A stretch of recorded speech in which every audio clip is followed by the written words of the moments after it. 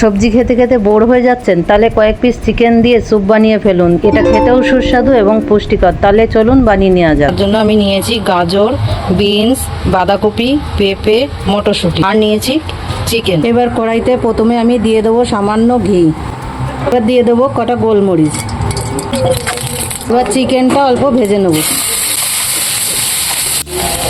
চিকেনটা হালকা ভাজা হয়ে গেছে, এবার জল দিয়ে দেবো। চিকেন সেদ্ধ হয়ে গেছে, এবার আমি নামিয়ে নেব। দেব সামান্য একটু সাদা তেল। আদা, রসুন, পেঁয়াজ কুচিটা দিয়ে দেবো।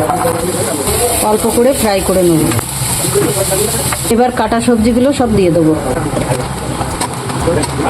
অল্প করে ফ্রাই করে নেব। এবার চিকেন সেদ্ধ করা জলটা দিয়ে দেবো। দেবো গোলমরিচ গুঁড়ো। ঢাকা দিয়ে সবজিটা সেদ্ধ করে নেব। চিকেনটাকে ছোট ছোট করে কেটে নেব। চিকেনগুলো আমি এইভাবে টুকরো টুকরো করে কেটে নিয়েছি। সবজি প্রায় সেদ্ধ হয়ে গেছে, এবার চিকেনগুলো সব আমি এর মধ্যে দিয়ে দেবো। এবার এর মধ্যে দিয়ে দেবো সামান্য সয়া সস। দেবো বিট লবণ। দুটো ডিম ফাটিয়ে নিয়েছি, এবার এটা আমি অল্প অল্প করে দিয়ে দেবো।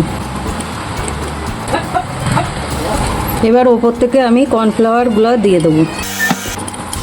হয়ে গেছে হেলদি রেসিপি, আমি নামিয়ে নেবো।